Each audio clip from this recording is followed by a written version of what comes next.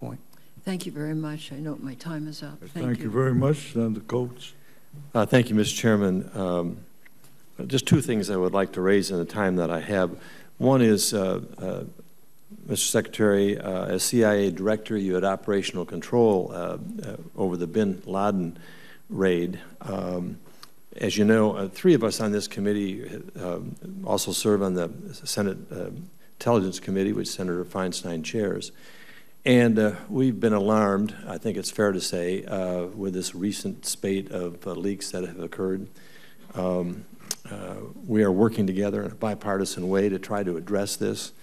But one of the areas of concern is over the question of this accommodation with Hollywood filmmakers regarding the bin Laden raid.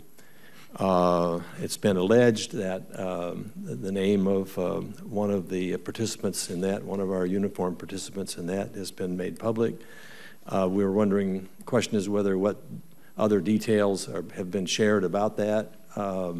This comes on the heels of a series of devastating leaks that have compromised very sensitive operations, put people's lives at risk, devastating negative consequences going forward and working with sources, et cetera, et cetera. You're well aware of all that. I guess my question here is simply the role of the Department of Defense relative to this Hollywood situation and other situations where your forces are involved. And I think it's just fair to say, the Chairman would agree that we're looking at every possible avenue to try to minimize, mitigate, eliminate these types of leaks. And so working with you and your people in your department, I think, is going to be helpful as one of the areas that we're going to need to work with in a comprehensive way of trying to get a handle on this. I'm really not asking you for details regarding all this. We all love to go see these Hollywood movies. They're exciting and so forth. But to the extent that information is shared relative to classified operations and personnel to make the movie a little more exciting and realistic and so forth and so on, contributes to the problems that we have. And so I think we want to make sure that each department, whether it's the agency or whether it's the intelligence community or whether it's the Department of Defense, is aware of the fact that we need to thoroughly investigate all this and put in place measures which will prevent this from happening in the future.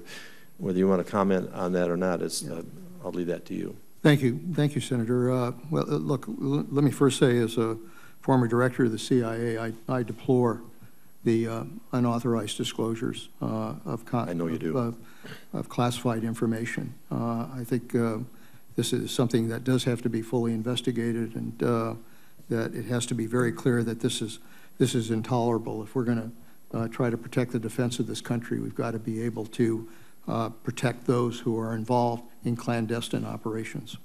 Having said that, I also want to make clear that no unauthorized disclosures were provided to movie producers or anybody else. What we do have is we do have an office at the Pentagon that almost every day deals with people that want to do something about either a movie or a book or an article or something related to our defense. And we want to make sure that the information that they do use is accurate.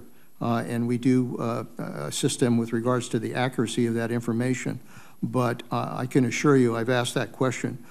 In this instance, nobody released any information that was unauthorized. Well, I hope you would join us in a thorough review of procedures just to make sure that our policies are straight on this. Absolutely. Thank you.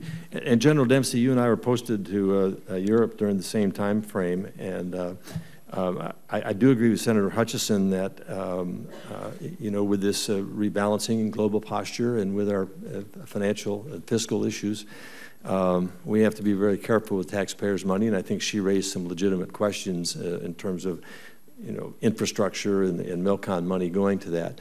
By the same token, I'd just like to get your take and make sure that we're not rebalancing too far. I mean, as you look across this arc of terrorism and arc of threats starting in Pakistan and Afghanistan and coming across Iran and Israel and Syria, the Arab Spring, all those countries involved and so forth, everything from the Haqqani network to Al-Shabaab in Somalia.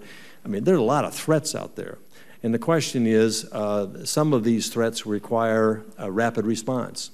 And Germany has always been a place where we have facilities to house and train those people who can be that rapid response to emergency situations and as well as just normal operations.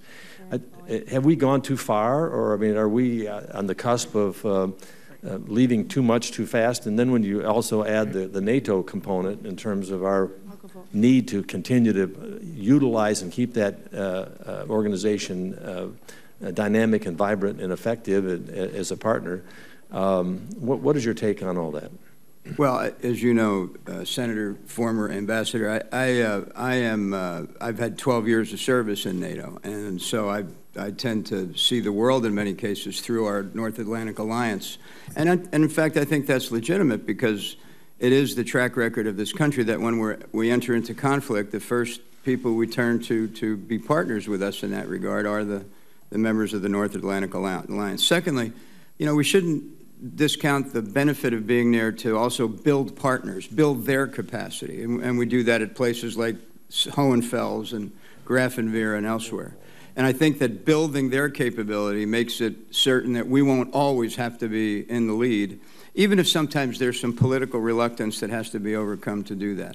I mentioned the Allied Ground Surveillance System, which is a smart defense initiative. I didn't mention the European phased adaptive approach ballistic missile defense cooperation. We've just gone through a NATO command structure review and shrunk the number of headquarters from about 12 to about 6.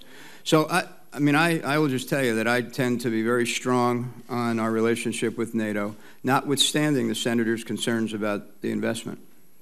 Thank you, Mr. Chairman.